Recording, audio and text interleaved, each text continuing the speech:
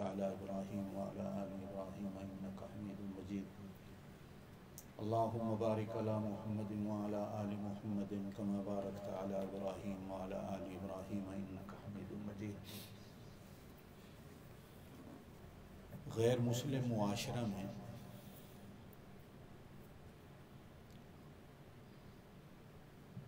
دین کا کام کرنا، قرآن کی تعلیم کا جاری رکھنا اصل محنت یہ ہے۔ نمبر 2، جہاں مشکل ہو وہاں دین کا کام کرنا اور بڑی محنت ہے، اور پھر اس مشکل میں مسلمان کو اپنا ڈسپلن کو قائم کرنا، اپنے نظام کے تحت چلنا اور انتظام کے ساتھ چلنا اور قانون کے ساتھ چلنا، یہ ایک بہت بڑی ذمہ داری بن جاتی ہے۔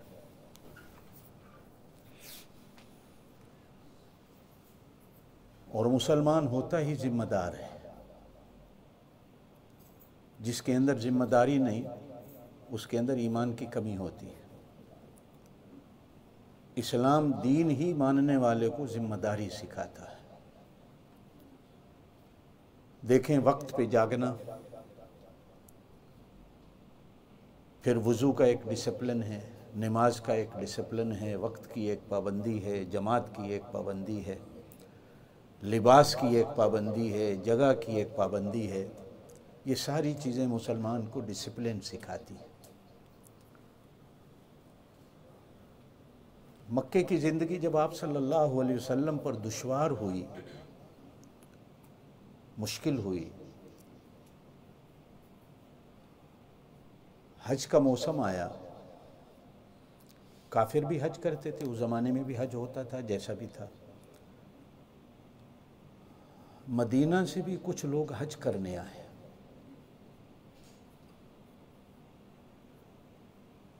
آپ صلی اللہ علیہ وسلم مینا میں، جہاں حاجی 3-4 دن خیموں میں ٹھہرتے ہیں، آپ صلی اللہ علیہ وسلم رات کو تنہائیوں میں چھپ چھپ کے خیموں میں تشریف لے جاتے اور لوگوں کو دین کی دعوت دیتے۔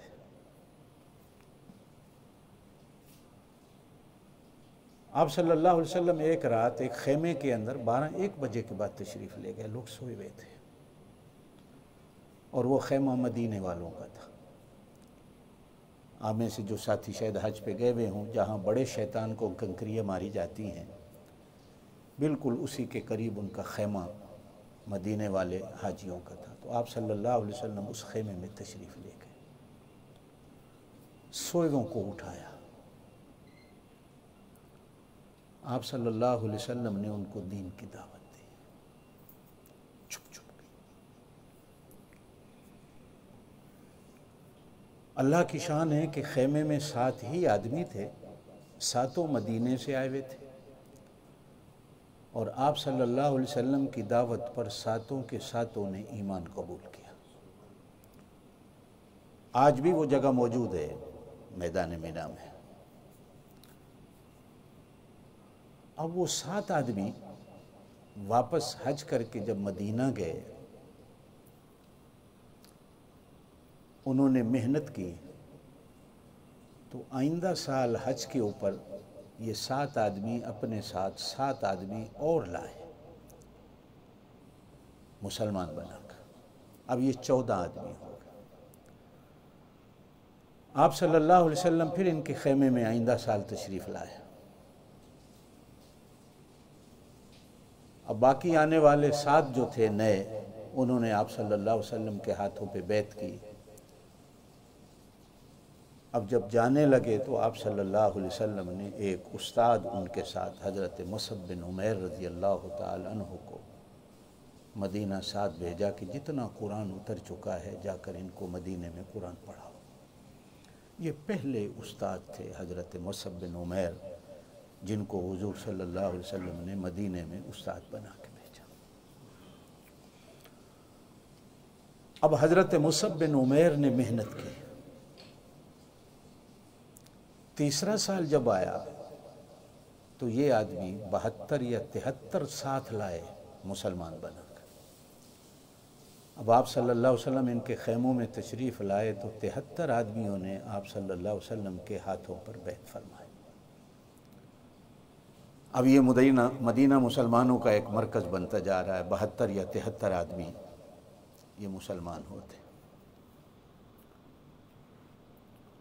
حضرت مصعب بن عمیر بھی ساتھ تشریف لائے تھے، جن کو آپ صلی اللہ علیہ وسلم نے استاد بنا کے بھیجا تھا۔ اب جب مکے کی دشواریاں سامنے آئیں تو ان 73 آدمیوں نے حضور کو دعوت دیا، رسول اللہ مدینہ تشریف لیں، ہم آپ کو دعوت دیتے ہیں۔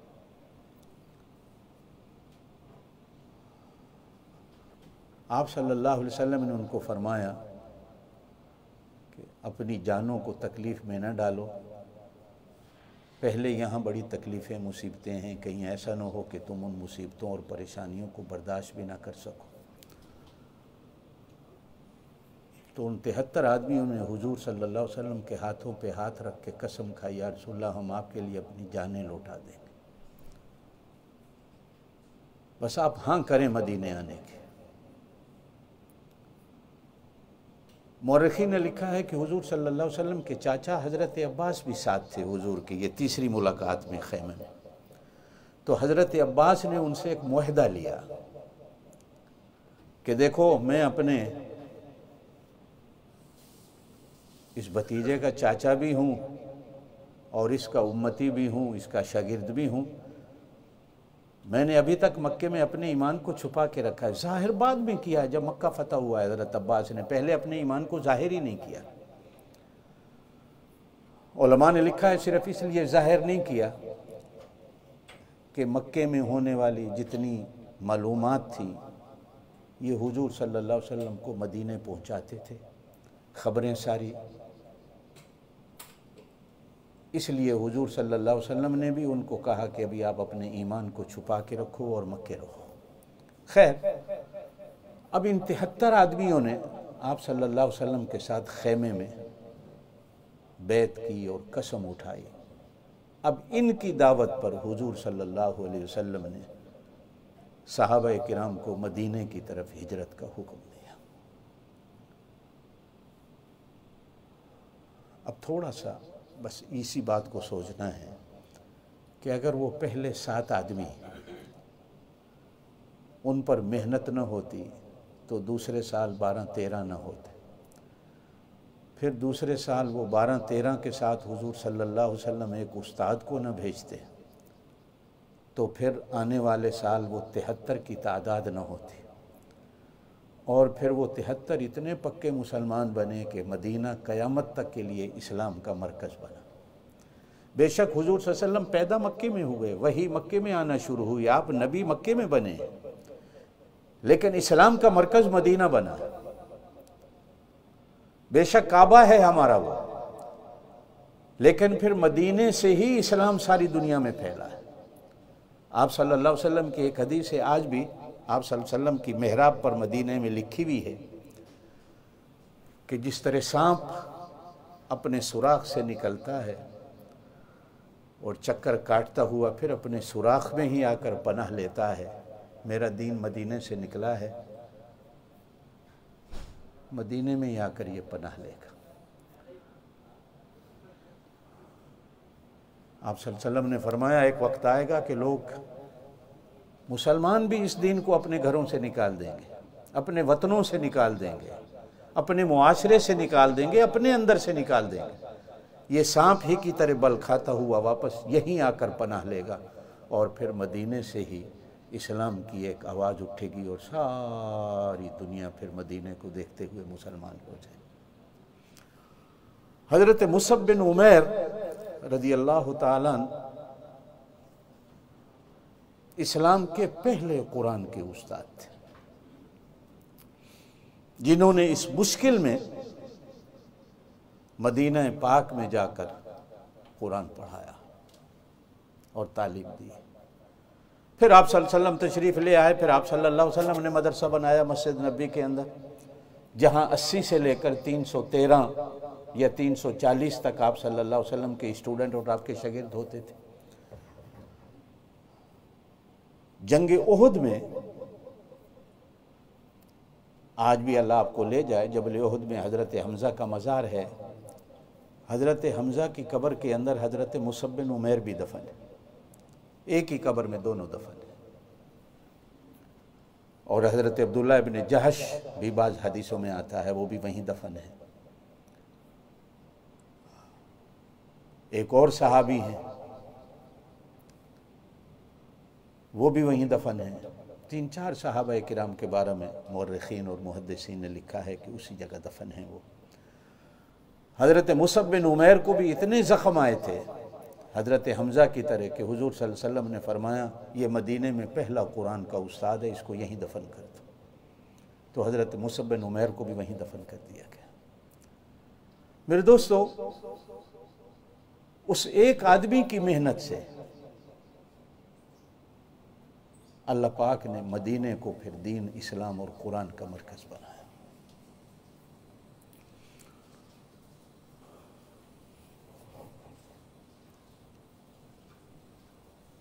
آپ صلی اللہ علیہ وسلم کی ذمہ داریوں میں سے قرآن نے جو ذمہ داریاں بیان کی ہیں کہ نبی کے کام کیا ہیں،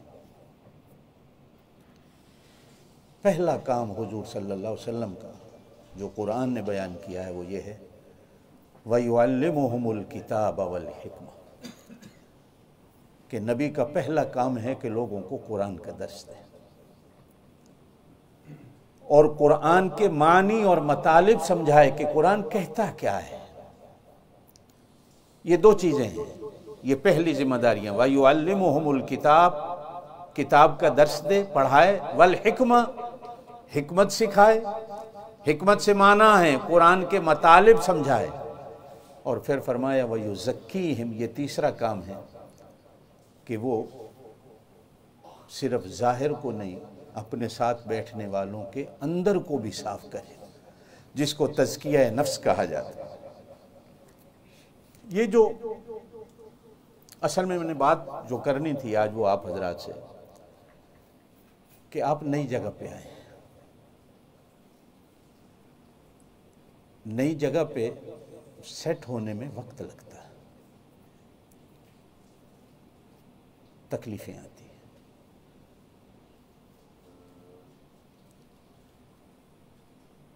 ان تکلیفوں کے اندر آپ اگر اپنے ڈسپلن کو قائم رکھو گے تو چلو گے، اگر آپ نے اپنے ڈسپلن کو توڑ دیا تو آپ نہیں چل سکتے۔ صرف آپ نے اپنی نماز روزے کو نہیں دیکھنا، آپ نے اپنے ارد گرد کو بھی دیکھنا ہے۔ کہا جاتا ہے کہ جب کوئی نماز پڑھ رہا ہو تو وہاں اونچی آواز سے قرآن بھی نہیں پڑھنا، وہ نماز میں ڈسٹرب نہ ہو۔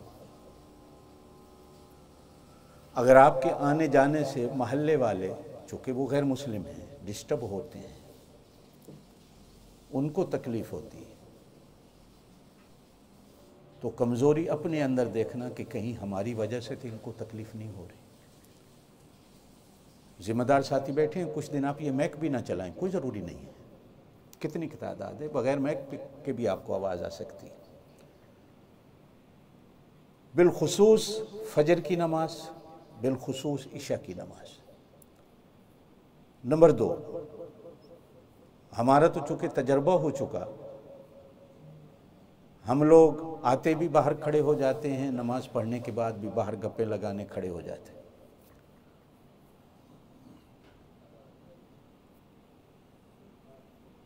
اتنی نصیحتیں کرتے ہیں لیکن سنتا کوئی نہیں۔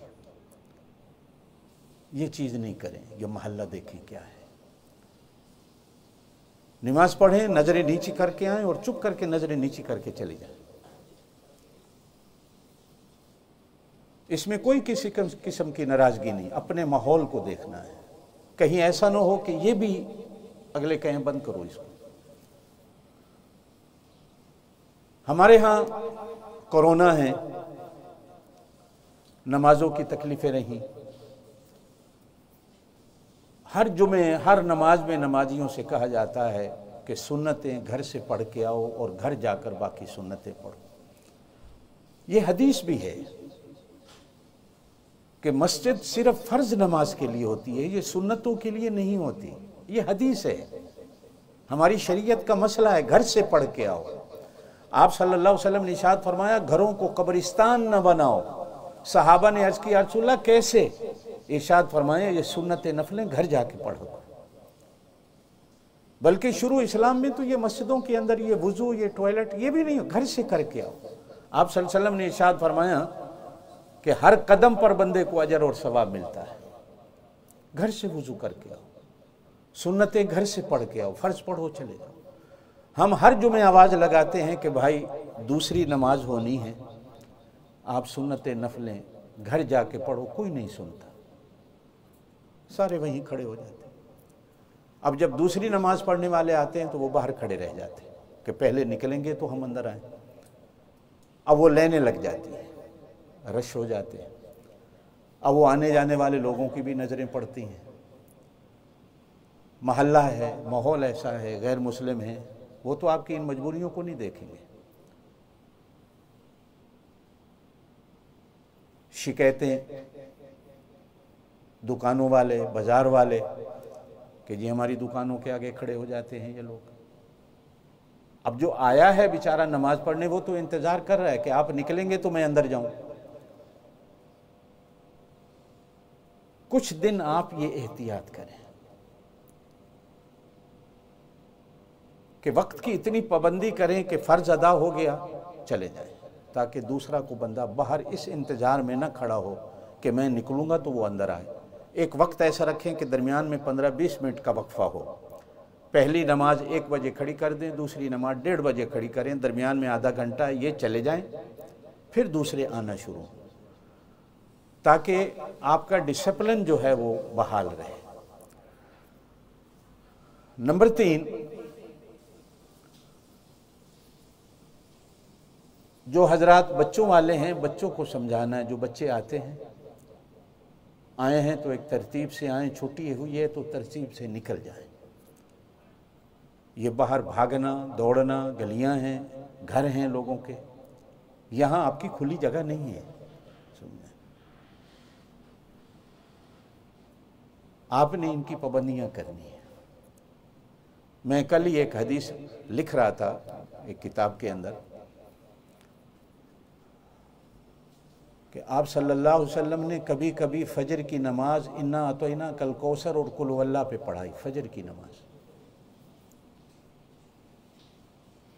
تو کچھ شاگردوں نے عرض کی یا رسول اللہ صلی اللہ علیہ وسلم ہم دور سے آتے ہیں، قرآن سننے آتے ہیں. آپ نے فرمایا دیکھتے نہیں یہ نماز میں چھوٹے چھوٹے بچے رو رہے تھے، مجھ سے بچوں کا رونا برداشت نہیں ہوا، میں نے نماز کو چھوٹا کر دیا. اس سے علماء نے لکھا ہے کہ اگر کہیں تکلیف ہو رہی ہو نماز کو چھوٹا کر دو، ورنہ آپ صلی اللہ علیہ وسلم تو سورہ بقرہ بھی فجر میں پڑھ جاتے تھے. کبھی کبھی سورہ والطور آپ صلی اللہ علیہ وسلم مغرب کی نماز میں پڑھ دیتے تھے، سورہ رحمان مغرب کی نماز میں پڑھ دیتے تھے جب دیکھا جاتا تھا. ایک نمازی امام ہے، وہ لمبی نماز پڑھا رہا ہے، دوسرے دن صحابہ کرام بوڑھے بوڑھے حضور کے پاس آ کر شکایت لگائی یا رسول اللہ ہمارا امام لمبی نماز پڑھاتا ہے، ہم سارا دن مزدوری کرنے والے ہم نہیں کھڑے ہو سکتے، ان سے کہیں چھوٹی نماز پڑھا. تو حضور صلی اللہ علیہ وسلم نے حدیث ہے بخاری شریف کے اندر کہ نمازیوں کو دیکھ کر نماز پڑھاؤ. اگر فارغ لوگ ہیں، تندرست ہیں، توانا ہیں، لمبی نماز پڑھ دو.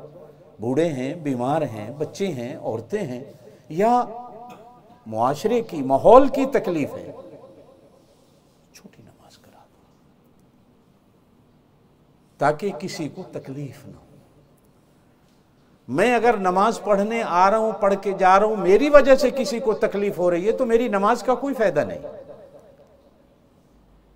میں کسی کو تکلیف دوں.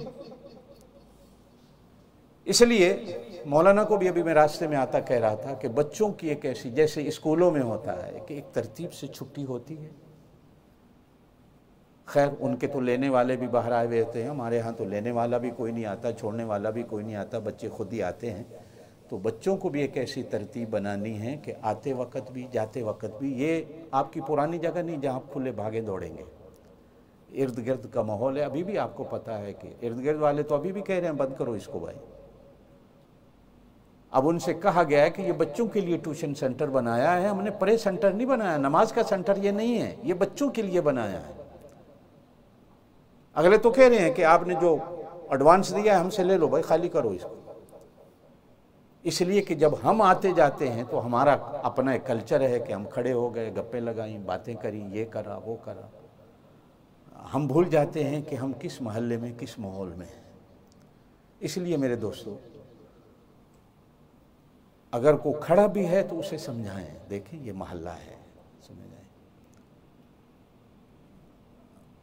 یہاں اگر ہماری وجہ سے شکایت ہو جاتی ہے، اور پھر آج کل کا تو ماحول ہی ایسا ہے، کرونا ہے، جہاں 4 آدمی جمع ہو گئے معلوم ہوا، کسی محلہ والے نے شکایت کر دی تو اگلے آ جائیں گے جرمانے لگانے والے بھی، جی $2000 جرمانہ فی آدمی، آپ اتنے بندے جمع کیوں ہوئے؟ فی الحال پروگرام بھی ایسے ویسے چھوڑ دیں، 6 مہینے سال اپنے آپ کو اس طرح پابند کر لیں کہ محلے والے آپ سے مانوس ہو جائیں، ان کو بھی یقین ہو جائے کہ یہ لوگ امن والے ہیں، سکون والے ہیں، نہ خود دکھ دیتے ہیں نہ ہمیں دکھ دینے کی ضرورت ہے ان کو۔ اس کے بعد جب چیزیں دیکھیں کہ آپ کے کنٹرول میں، قابو میں آ گئی ہیں تو جی بسم اللہ، کوئی مسئلہ نہیں، جمعے بھی 2 رکھیں، 3 بھی کرانے پڑ جائیں تو 3 کرا لیں، لیکن وقت کی ایسی ہو کہ درمیان میں 20-25 منٹ کا فاصلہ ہو، فرق ہو، تاکہ آپ لوگ نکل جائیں۔ اور پہلی میری نصیحت یہ ہوگی، اگر آپ لوگ ناراض نہ ہوں، فرض پڑھیں، چلے جائیں، سنت نفلیں آپ اپنے گھر میں جا کر ادا کریں، حدیث پہ بھی عمل ہو جائے گا، اور باقی بعد میں آنے والوں کے لیے بھی ہم راستہ چھوڑ دیں گے کہ دوسروں کو تکلیف نہ ہو۔ راستے میں کوئی نہ کھڑے ہوں،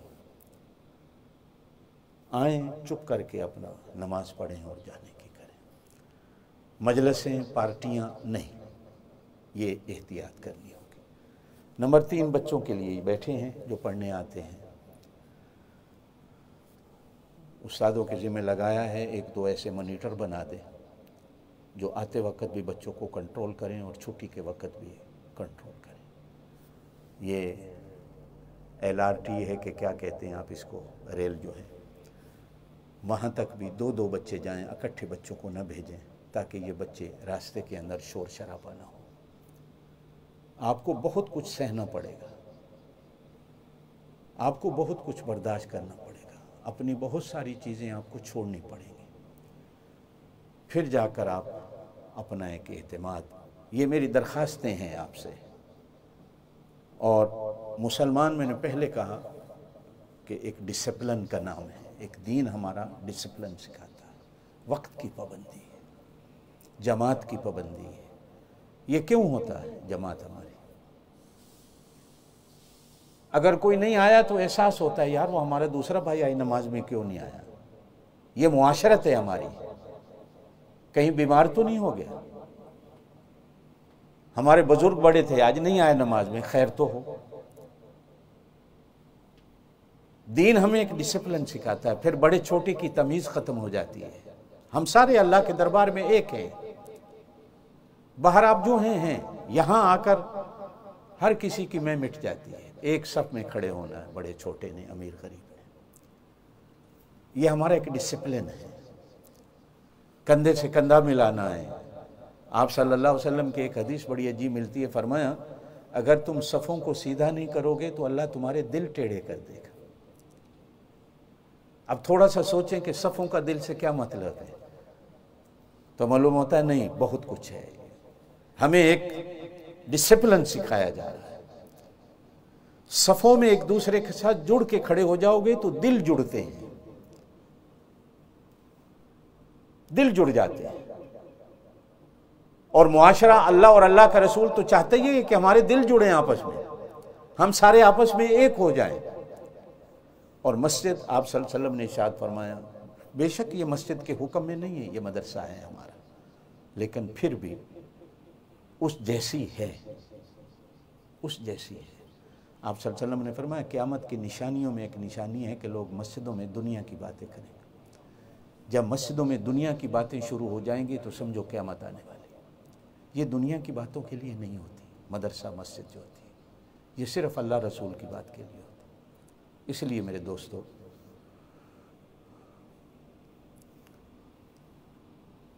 سنتیں ادا کر لیں تاکہ ہم 1 بجے پوری جماعت کھڑی کر لیں۔